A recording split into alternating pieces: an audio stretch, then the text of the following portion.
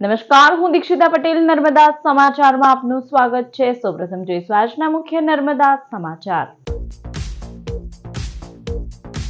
Ankleshwar Hansot road જૂના નાળા પર ટ્રાફિક જામના આકાશી દ્રશ્યોમાં વાહન ચાલકોને હાલાકીનું મંજર। વરસાદમાં ડાયવર્ટ નાળું વહી જતા ભારે વાહનોની અવરજવર અટકી। નાના વાહનો પણ જૂના જોખમી નાળા પરથી પસાર થવા મજબૂર। ભરૂચના ખાનવાડી કાલુપુર ટકિયા નજીકથી ગેસ રિફિલિંગનું કૌભાંડ ઝડપાયું। ડિલિવરી બોયની ધરપકડ। બોલેરો પિકઅપ વાન અને સિલિન્ડર સહિત 3.63 લાખથી વધુનો મુદ્દામાલ જપ્ત।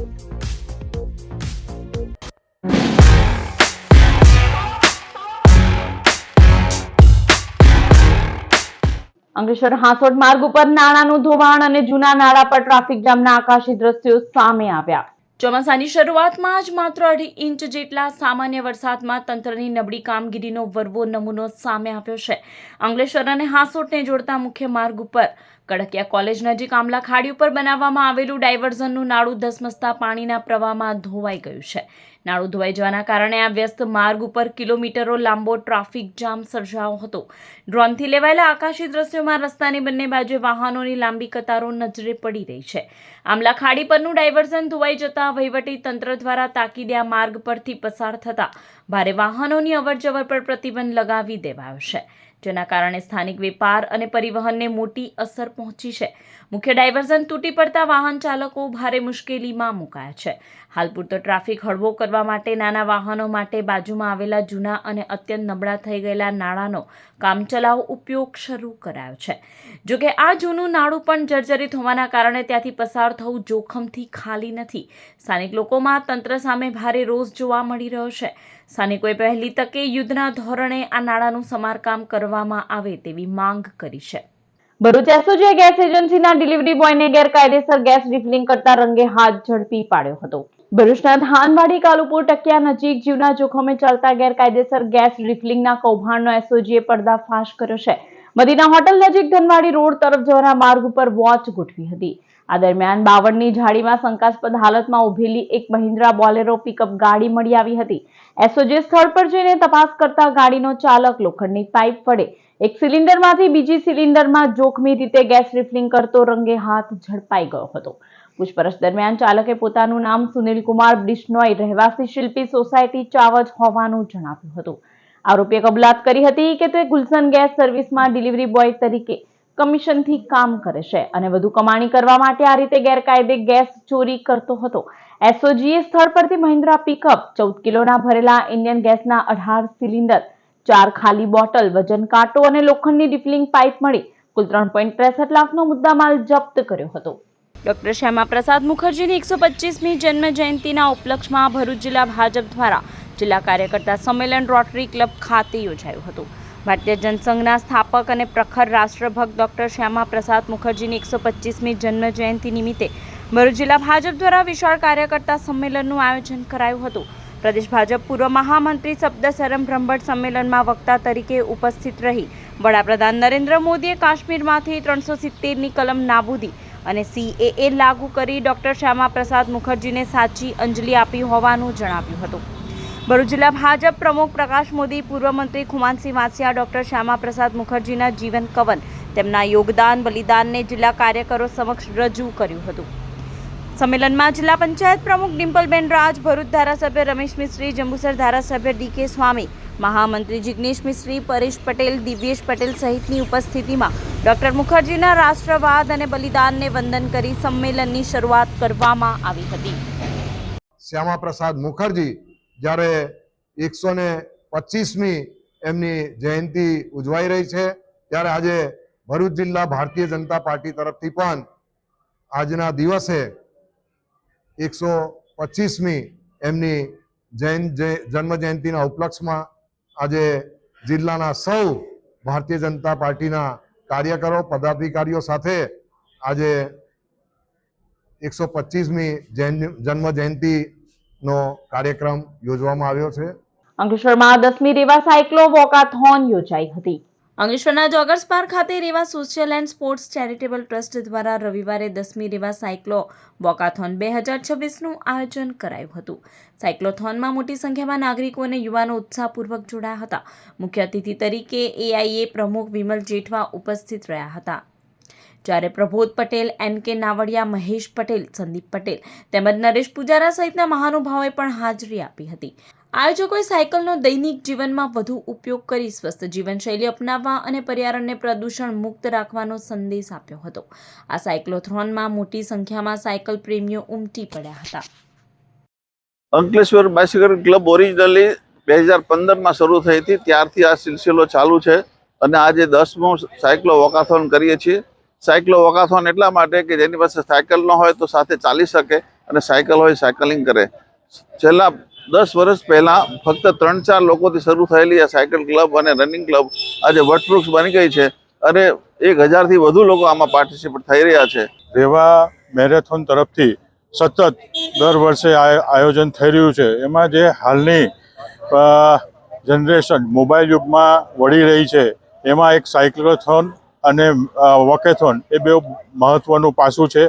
આવનારા દિવસોમાં હું એમને વિનંતી કરું કે આ ઉત્તરોત્તરમાં જીઆઈડીસી અને અંકલેશ્વર વસાહતના લોકો ભાગ લે અને આને વધુને વધુ સફળ બનાવે. અંકલેશ્વર જીઆઈડીસીની ફાર્મા કંપનીમાં ચોરી, દિવાલ કૂદીને આવેલા તસ્કરો 30,000નો મુદ્દામાલ ચોરી ગયા. અંકલેશ્વરની રવિદર્શન સોસાયટીમાં રહેતા અને રાજેશ ફાર્માસ્યુટિકલ્સ નામની કંપની ધરાવતા વિકાસ બળદેવભાઈ પ્રજાપતિએ નોંધાવેલી ફરિયાદ અનુસાર તેઓ ગત 2 જુલાઈએ સાંજે ફેક્ટરી બંધ કરી ઘરે ગયા હતા. બીજા દિવસે સવારે જ્યારે તેઓ ફેક્ટરી આવ્યા અને કમ્પાઉન્ડમાં આવેલા ઇલેક્ટ્રિક રૂમ તરફ ગયા ત્યારે રૂમનો દરવાજો ખુલ્લો જોવા મળ્યો હતો. તપાસ કરતા રૂમમાંથી કિંમતી સામાન ગાયબ હતો. અજાણ્યા તસ્કરોએ ફેક્ટરીની દિવાલ કૂદીને અંદર પ્રવેશ્યા હતા અને ઇલેક્ટ્રિક રૂમનું તાળું તોડી 2 ઇલેક્ટ્રિક મોટર, 20 મીટર કોપર વાયરની ચોરી કરી ગયા હતા. સીસીટીવી ચેક કરતા 4 જેટલા તસ્કરોએ તેમની કંપનીમાં 30,000ની ચોરી કરવા સાથે અન્ય કંપનીઓમાં પણ ચોરીનો પ્રયાસ કર્યો હોવાનું માલુમ પડ્યું હતું. જીઆઈડીસી પોલીસે ગુનો નોંધી વધુ તપાસ હાથ ધરી હતી. 2 દિવસ પહેલાં સવારે મારા દીકરાનો ફોન આવ્યો કે આપણી ફેક્ટરીમાં ચોરી થઈ છે.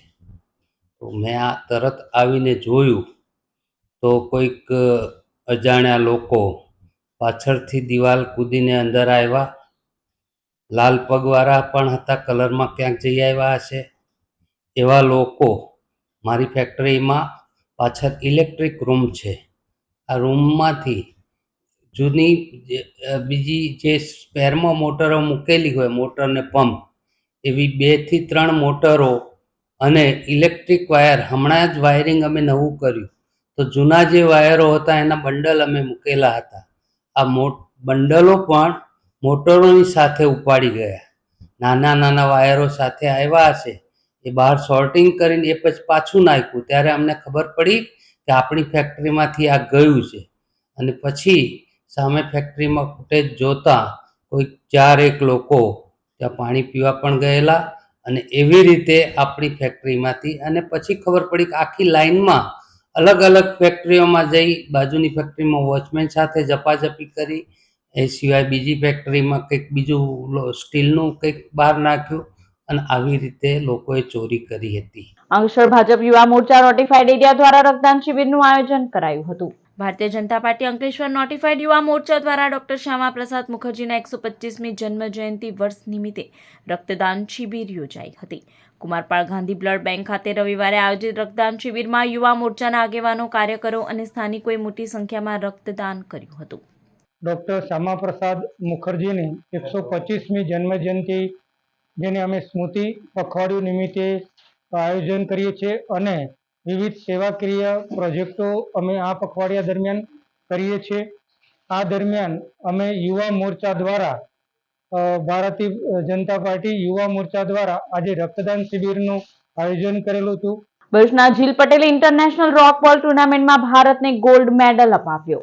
સામલોદના વતની અને હાલ ભરૂચના શિખર બંગલોઝમાં રહેતા જીલ પટેલે આંતરરાષ્ટ્રીય સ્તરે દેશ અને ગુજરાતનું નામ રોશન કર્યું છે. પીપી સવાણી યુનિવર્સિટીના વિદ્યાર્થી જીલ પટેલની પસંદગી રાષ્ટ્રીય ટીમમાં થઈ હતી. દિલ્હીના ગુડગાંવ ખાતે આયોજિત રોકબોલ એમેચ્યોર ફેડરેશન ઓફ ઇન્ડિયા દ્વારા તેઓ સાઉથ એશિયા ટુર્નામેન્ટમાં ભાગ લેવા નેપાળ ગયા હતા. પાકિસ્તાન, નેપાળ, ભૂટાન અને ભારત વચ્ચે રમાયેલી આ ટુર્નામેન્ટમાં ભારતીય ટીમે શાનદાર પ્રદર્શન કર્યું હતું. જીલ પટેલ અને તેમની ટીમે તમામ લીગ મેચો 3-0થી જીતી ફાઇનલમાં પ્રવેશ કર્યો હતો, જ્યાં યજમાન નેપાળને પણ 3-0થી માત આપી ભારત માટે ગોલ્ડ મેડલ જીતી લીધો હતો. અત્યારે સાઉથ એશિયન રોકબોલ ઇન્ટરનેશનલ સિલેક્શન હતું ગુરુગ્રામ, દિલ્હી. ત્યાં 26th ડેટના હું સિલેક્શન આપ્યું. પછી 27થના અમે લોકો નીકળ્યા. પછી 29થના નેપાળ પહોંચ્યા. 30ના ફર્સ્ટ મેચ હતી. ફર્સ્ટ મેચ અમારી પાકિસ્તાન સામે હતી. અમે લોકો 3-0થી પાકિસ્તાનને હરાયો છે. સેકન્ડ મેચ નેપાળ સામે હતી, એમાં પણ 3-0 હરાયો. થર્ડ મેચ ભૂટાન સામે હતી, એમાં પણ 3-0થી હરાયો. ત્યાંના પ્લેયરો બહુ જ કાઇન્ડલી હતા. ત્યાં એમ ફરવાની બહુ જ બધી જગ્યા હતી. ફાઇનલ અમારી હતી નેપાળ સામે, એ લોકોને પણ અમે લોકોએ 3-0થી હરાયો. આનો શ્રેય હું મારા કોલેજના સ્પોર્ટ્સ ડાયરેક્ટર સંજીત સરને આપું છું, કેમ કે એમના થ્રુ બહુ ઇન્સ્પિરેશન મળી છે અને બહુ જાણવા મળ્યું છે. ઝઘડિયાના ખાલક ગામમાં જિલ્લા સમાહર્તાએ પહોંચી શાળાની મુલાકાત લઈ ભોજનની ગુણવત્તા ચકાસવા પોતે પણ ભોજન લીધું. ભરૂચ જિલ્લા કલેક્ટર ડોક્ટર નવનાથ વાવણે દ્વારા ઝઘડિયાના અંતરિયાળ એવા ખાલક ગામની આકસ્મિક મુલાકાત લેવામાં આવી હતી. તેમણે ગ્રામ પંચાયતની મુલાકાત લઈ સ્થાનિક લોકો સાથે સીધો સંવાદ કર્યો હતો. ખાલક પંચાયતના સામાન્ય દફતરની તપાસણી કરી હતી. ગામના સ્થાનિક નાગરિકો અને આગેવાનો સાથે બેઠક યોજી પ્રશ્નો અને રજૂઆતોને ખૂબ જ આત્મીયતાથી સાંભળ્યા હતા. તેના ઝડપી નિરાકરણ માટે અધિકારીઓને જરૂરી સૂચનાઓ આપી હતી. પ્રાથમિક શાળાની પણ પ્રત્યક્ષ મુલાકાત લઈને શૈક્ષણિક અને અન્ય વ્યવસ્થાઓનું નિરીક્ષણ કર્યું હતું. કલેક્ટરે વિદ્યાર્થીઓ સાથે સીધો સંવાદ સાધી તેમની સામાન્ય જ્ઞાન અને અભ્યાસ પ્રગતિની સમીક્ષા કરી હતી.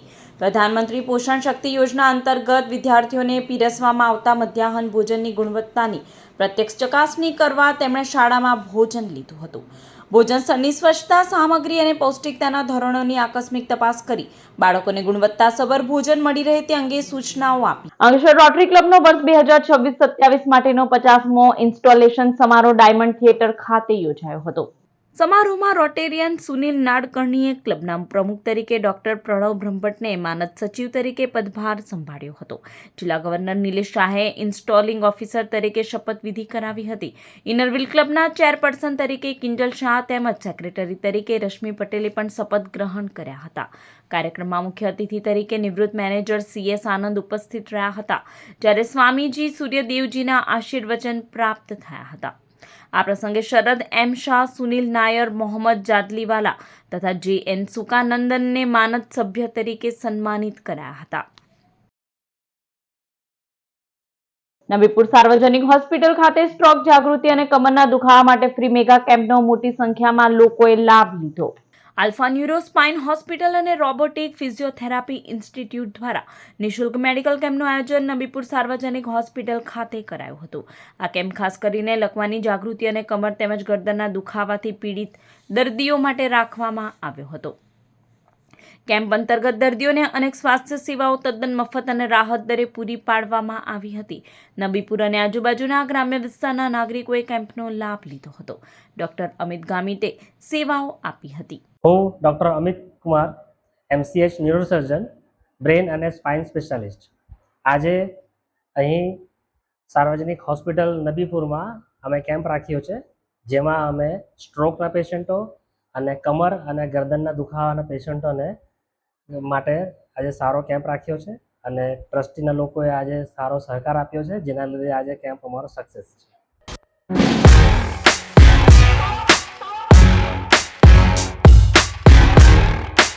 સમાચાર પૂર્ણ કરતા પહેલા એક નજર મુખ્ય સમાચાર પર. અંકલેશ્વર હાંસોડ રોડ જૂના નાળા પર ટ્રાફિક જામના આકાશી દ્રશ્યોમાં વાહન ચાલકોને હાલાકીનું મંજર.